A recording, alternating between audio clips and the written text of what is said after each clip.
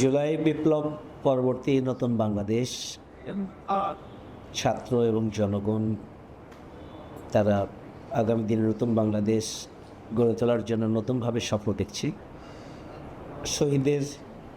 হাজারো শহীদের রক্তের বিনিময়ে যে নতুন বাংলাদেশ, এই নতুন বাংলাদেশের শক্তি হচ্ছে শহীদদের জীবন দেওয়াটাই হচ্ছে আহত এবং পঙ্গুত্ব যারা বরণ করেছে, সেটি হচ্ছে এবারের আন্দোলনের শক্তি।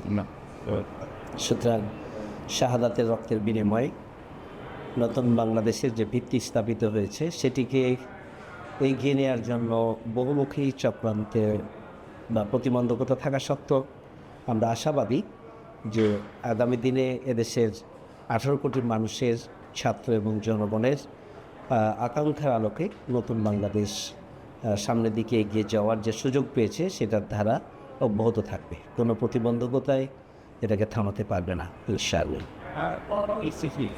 নতুন বাংলাদেশে আমরা মনে করি যে অন্তর্বর্তীকালীন সরকার যে সংস্কার উদ্যোগ নিয়েছেন, 31শে ডিসেম্বরের মধ্যে সবগুলো সংস্কারের রিপোর্ট যদি জমা হয় এবং সেগুলো রাজনৈতিক দল এবং সুশীল সমাজের সাথে তারা মত বিনিময় করে একটা পূর্ণাঙ্গ রূপ দিয়ে যদি তারা আগামী দিনে নির্বাচনের জন্য এবং আমাদের সার্বিকভাবে ভেঙে পড়া যে রাষ্ট্র ব্যবস্থা সেটাকে পুনরুদ্ধারের জন্য যে পদক্ষেপগুলোকে যদি কার্যকর করতে পারেন, আমরা আশাবাদী যে আগামী দিনে জনগণের যে গণতান্ত্রিক সরকার, সেই সরকারের জন্য নির্বাচনের উপযুক্ত পরিবেশ তৈরি এবং ভেঙে পড়া অবকাঠামোকে তারা কিছুটা হলেও আবারও কার্যকরভাবে এগিয়ে নেওয়ার জন্য তারা প্রস্তুত করতে পারবে বলে আমরা আশাবাদী। নতুন বাংলাদেশের মাত্র 5 মাস বা 5.5 মাসের মাথায় এসে যে আমার দেশ পত্রিকার অগ্রযাত্রা, নতুনভাবে অভিযাত্রা আমার দেশে, ওটাকে আমরা ওয়েলকাম জানাই।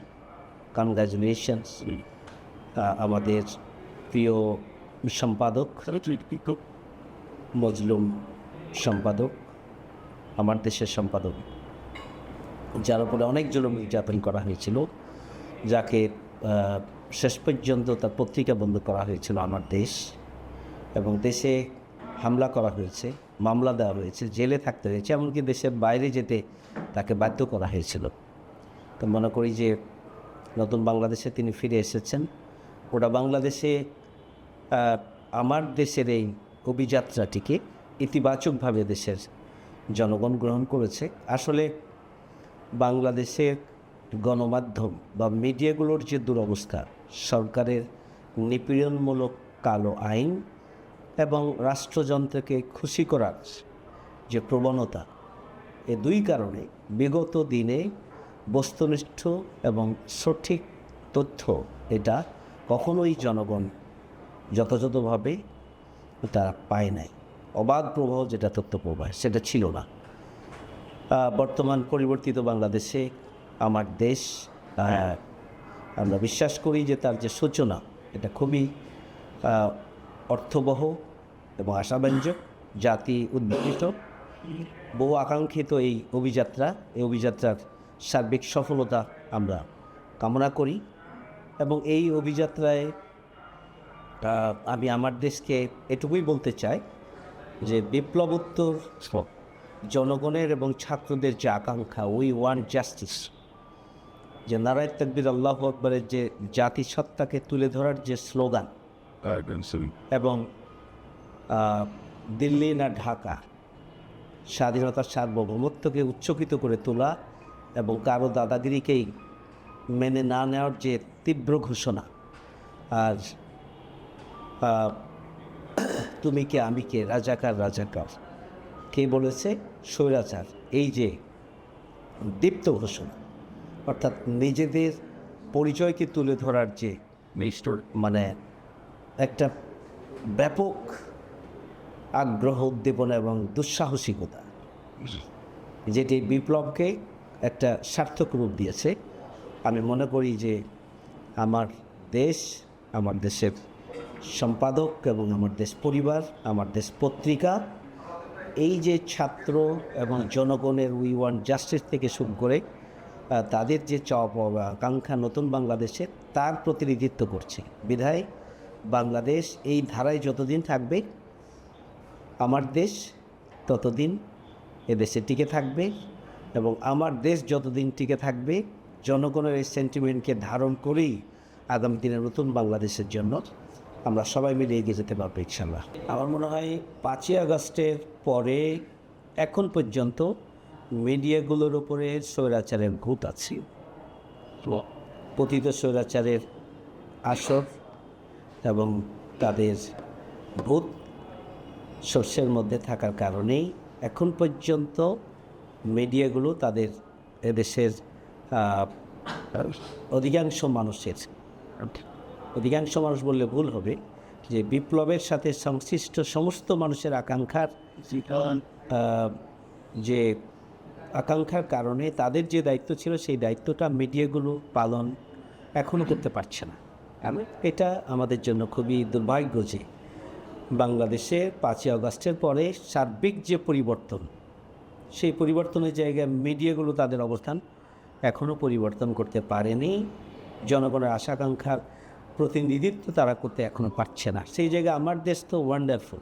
আমার দেশ, আমি বলেছি যে 5ই উত্তর বিপ্লবের যে চেতনা, সেটি হচ্ছে উই ওয়ান্ট জাস্টিস, নারায়ে তাকবীর, আল্লাহু আকবার, তুমি কে আমি কে, রাজাকার, কে বলেছে স্বৈরাচার, দিল্লি না ঢাকা। এই যে থিম, এই যে দর্শন, এই দর্শনের পুরোটা ধারণ করছে আমার দেশ। সুতরাং ফার ডিফারেন্স বিটুইন অন্যান্য যে মিডিয়া এবং আমার দেশের মধ্যে পার্থক্য অনেক বেশি। আমার দেশ এবং জনগণের পক্ষ থেকে একটা দায়িত্ব নিয়েই মিডিয়ার প্রকৃত রূপকে তুলে ধরার জন্য আমার দেশ চেষ্টা করছে। আমাদের প্রত্যাশা এবং বাংলাদেশের 18 কোটি মানুষের প্রত্যাশা খুব একাকার। আমরা চাই যে বস্তুনিষ্ঠ সংবাদে আমার দেশ আগেও ফ্যাসিবাদের পদধ্বনি যে উচ্চারণ করেছিলেন সম্পাদক, স্কাইফি কেলেঙ্কারির বিরুদ্ধে যে ভূমিকা পালন করেছিলেন, আজকে নতুন বাংলাদেশ যে আমরা পেয়েছি, ওই ফ্যাসিবাদের হাত থেকে জাতিকে রক্ষার জন্য আমার দেশ সূচনা করেছিল, আমার দেশ বন্ধ হয়ে গিয়েছিল। কিন্তু আবারও আমার দেশ নতুন বাংলাদেশে এসেছে। আমরা এটি বিশ্বাস করতে চাই যে বস্তুনিষ্ঠ, সত্য এবং সুন্দরকে উপস্থাপনের ক্ষেত্রে আমার দেশের যে বৈশিষ্ট্য বা যে চরিত্র বা যে অবস্থান, সেটা তারা অব্যাহত রাখবে। এবং আগামী দিনে যদি এই ধারা অব্যাহত থাকে এবং জনগণকে সাথে নিয়ে জনগণের সেন্টিমেন্টকে, জনগণের দর্শনকে এবং চিন্তাকে যতক্ষণ ধারণ করবে, আমার দেশের বিরুদ্ধে কেউ দাঁড়াতে পারবে না। আমরা আমার দেশকে তার সাহসী ভূমিকা, দেশের জন্য, জনগণের জন্য, দেশের স্বাধীনতা সার্বভৌমত্বের জন্য, ইসলামের জন্য এবং দেশকে উত্তরোত্তর এগিয়ে নেওয়ার জন্য আমার দেশ তার ধারা অব্যাহত রাখুক, সেটি আমরা চাই এবং আমরা বিশ্বাস করি যে আমার দেশ সেটি রাখতে পারবে ইনশাআল্লাহ।